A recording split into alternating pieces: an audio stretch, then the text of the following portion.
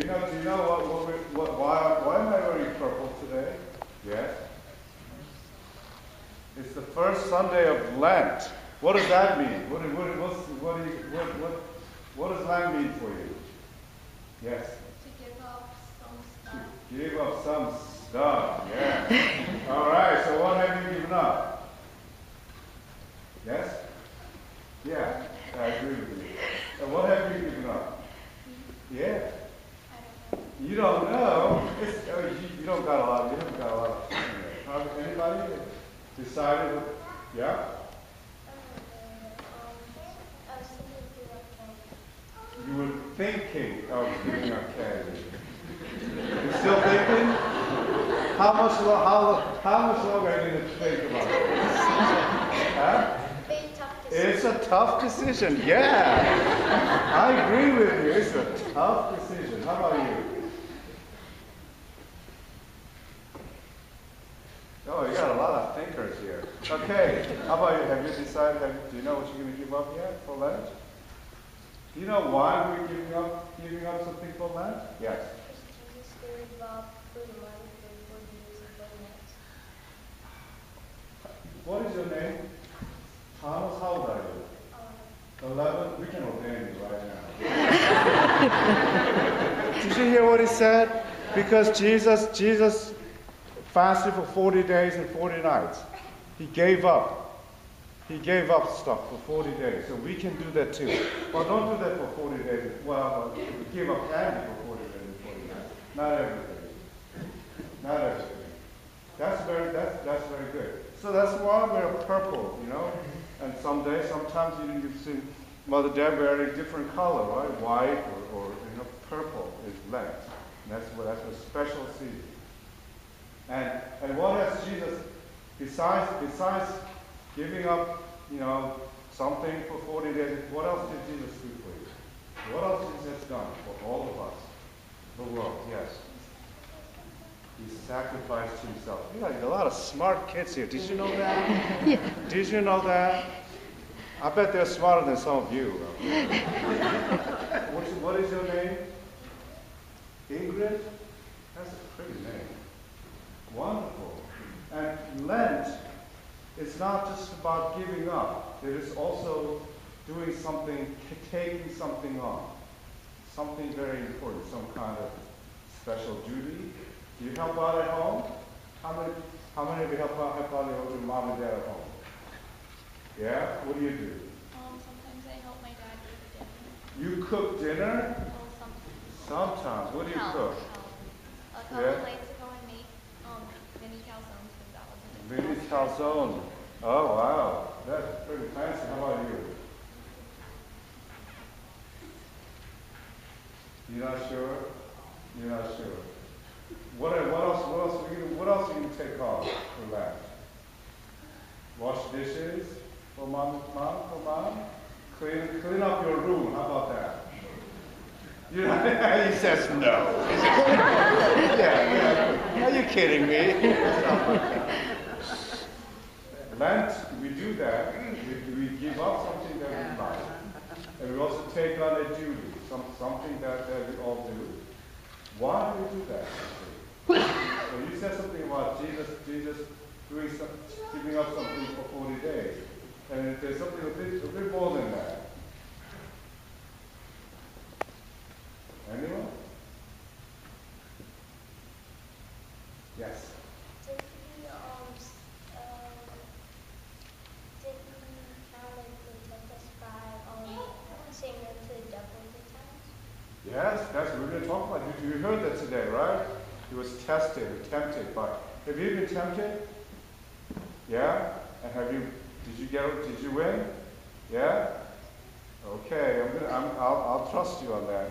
So Lent is all about remembering what Jesus did for us. He sacrificed himself on the cross so that we can all be saved. And he gave us something on the 40 days as an example. Okay? Because he loves us. He loves each one of you. Do you remember that? Hello. All right, you can go back to your seats now. Have a good Lent. Blessed Lent, we say. Oh, that's so cute. Look at her. She's so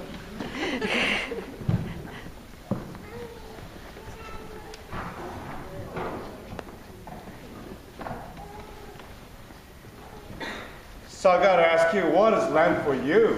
What are you giving up? Quiet, no silence. Let me think about this, right? Let me think about this. This temptation story is something that we read every year on the first Sunday of Lent.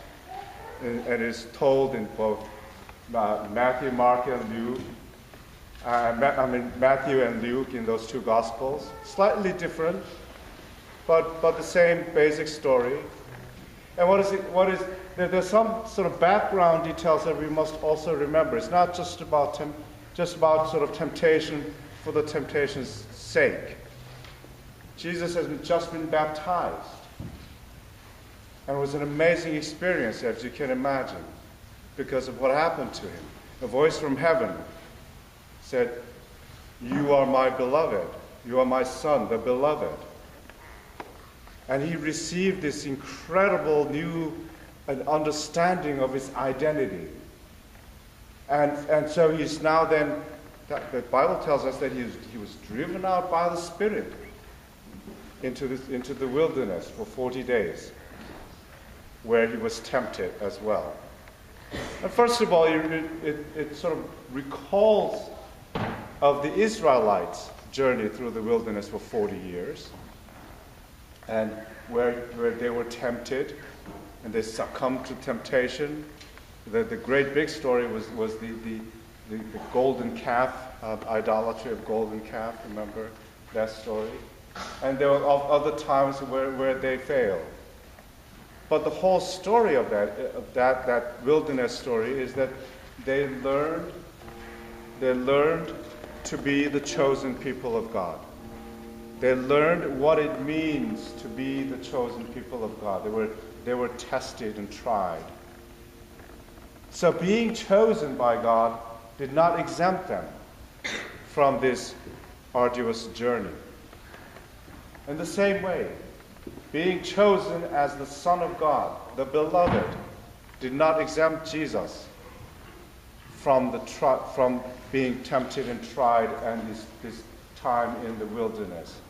Just the opposite, it was necessary that he went through this. Just as we go through in our life. Just because you are baptized doesn't mean it takes you off the hook of all the difficult things in life, does it? In fact, just because we are baptized, there is a whole new sense of vocation, new sense of responsibility as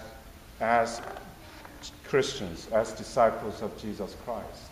As followers of Jesus, we have a special vocation now, just as Israelites had a vocation of being the chosen people of God, as the symbol and outward symbol of God's presence and God's grace to the world. And we have the same kind of vocation as disciples of Christ. And in the temptations, the story also serves as an introduction to Jesus' own earthly ministry and life. It's kind of sets the paradigm of what is to come. And of course, throughout his earthly ministry, he's constantly tested by the lawyers, Pharisees, and scribes. They all come continually to test him all the time, to trap him. And it is an introduction of and sets the pattern and the tone of what is to come for the rest of the story of Jesus' ministry.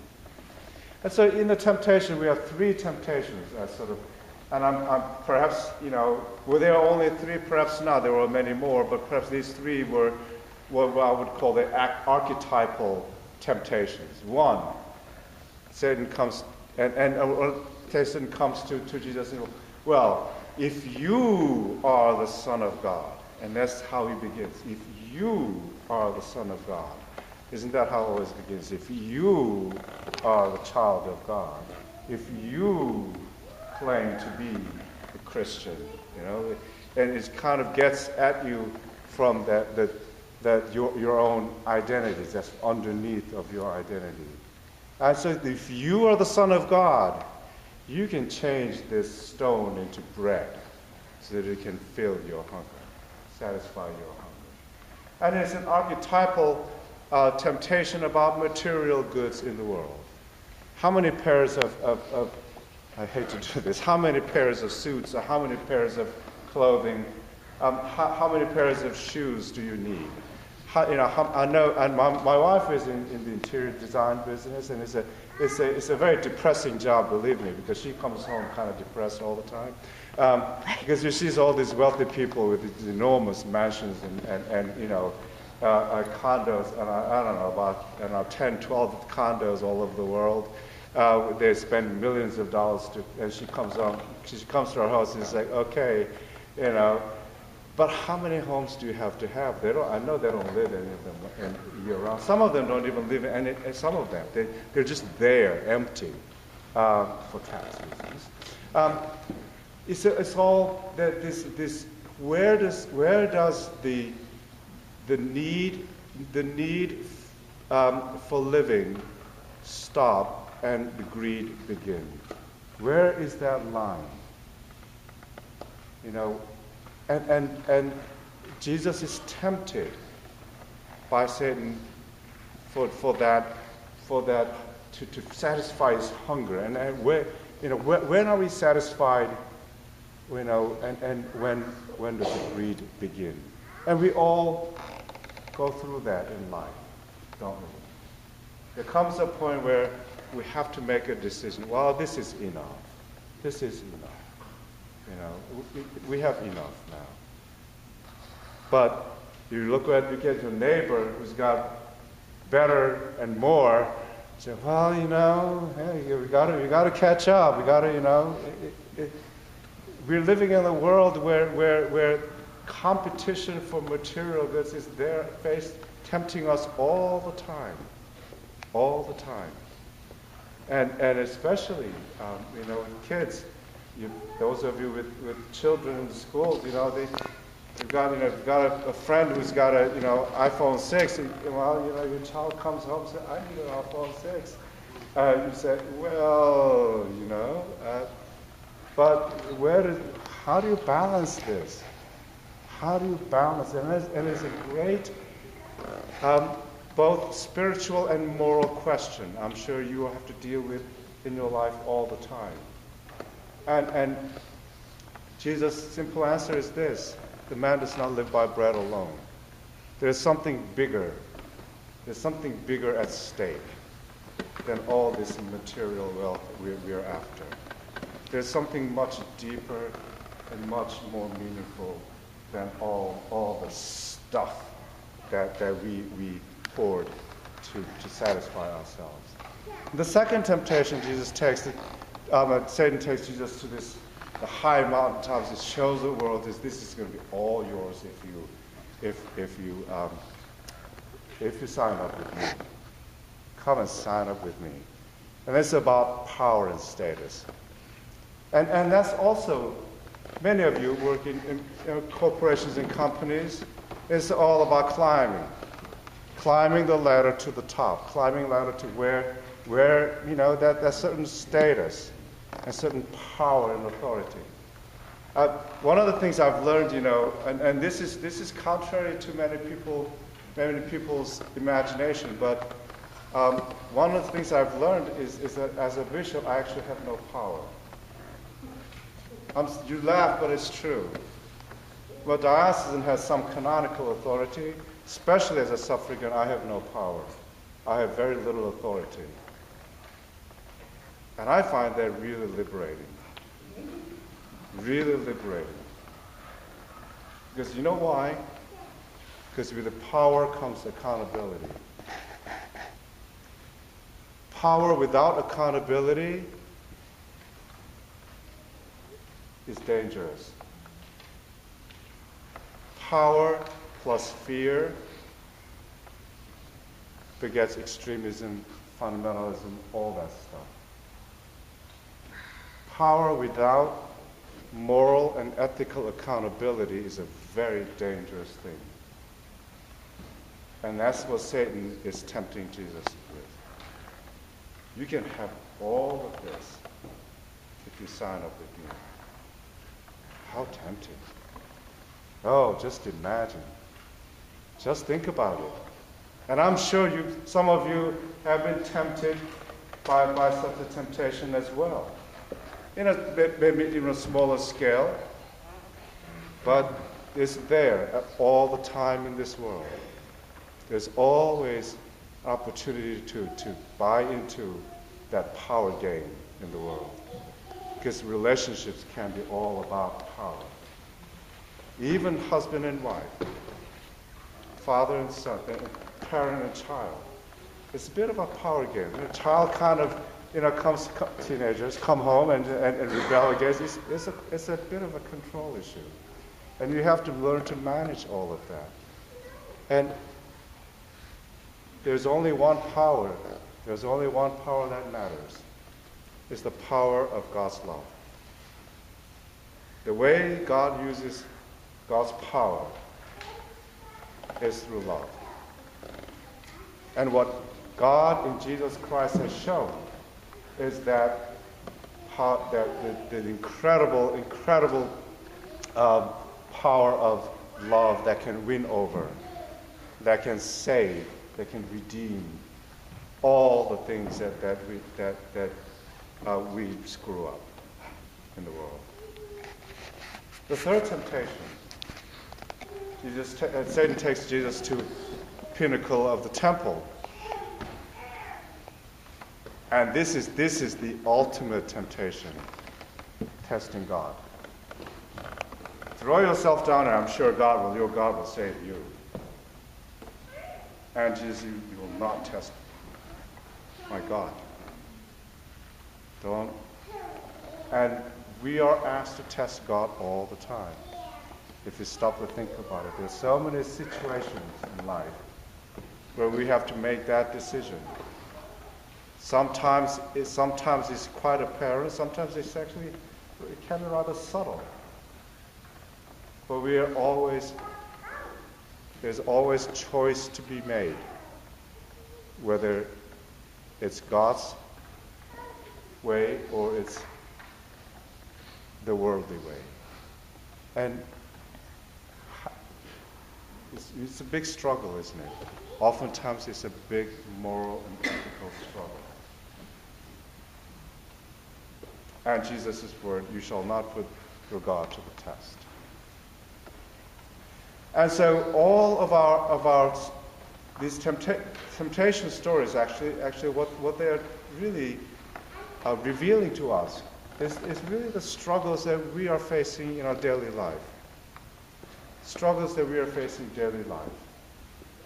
I know there are families, I've seen there are families who are struggling to put food on their table for their families and their children.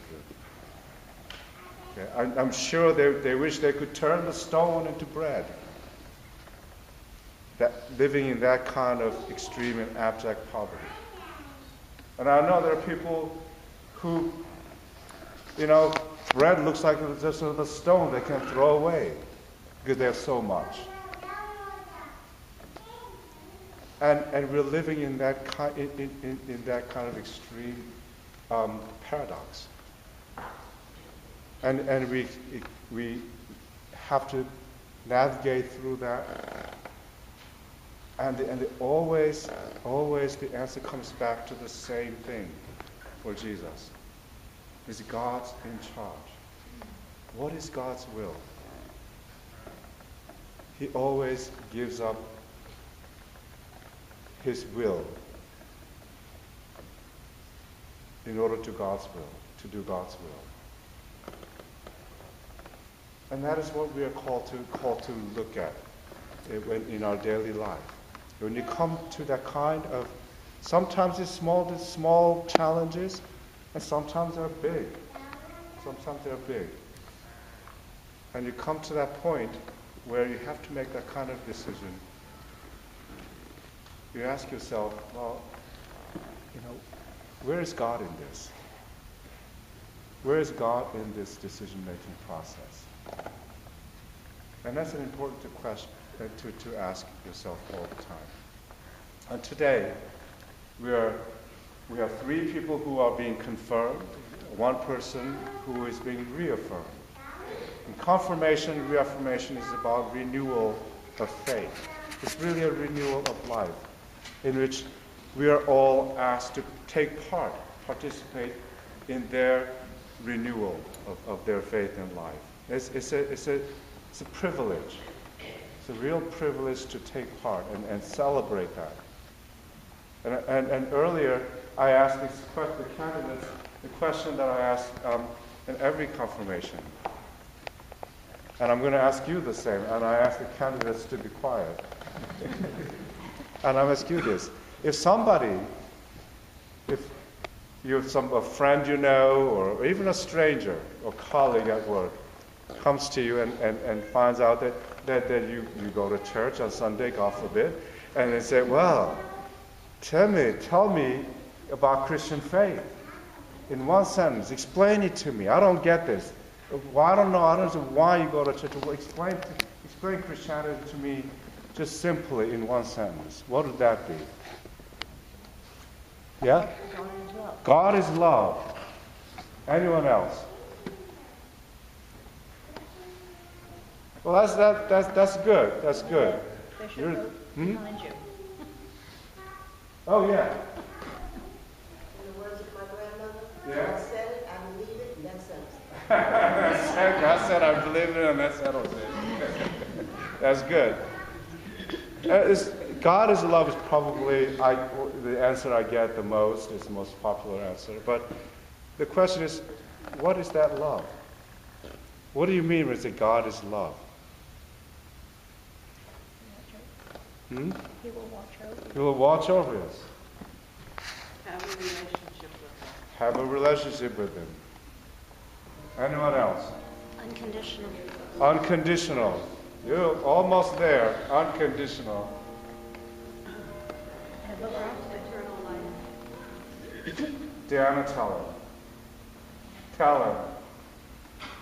The question I asked you earlier. What did I tell you? Do you remember? How about you? God gave His life for us. God so loved the world, He gave His own only Son to lay down His life on the cross for the world, the salvation of the world. And it is not just any kind of love. It is an unconditional love. But it's an unconditional love that is to the point of laying down His own life on the cross so that we may have life. Through His death and resurrection, we have been given a new life. And that new life is the life that is where God is at the center, where Jesus is at the center. Where we have a relationship with Jesus.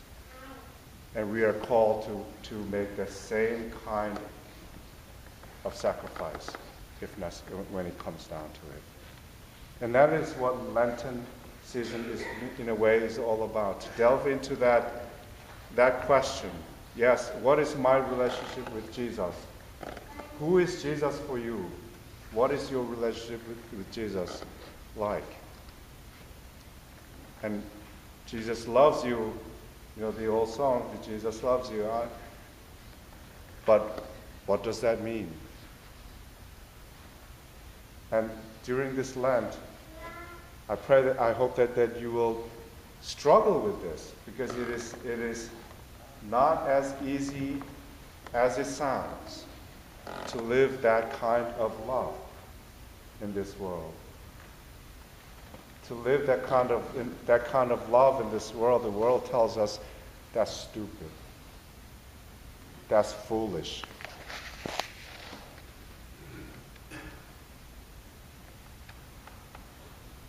That does not make sense. But that's the life we are called to live. That is the new life. And that is the power of love that we are call to proclaim and spread. That in the end, love wins. In the end, love redeems. In the end, love saves.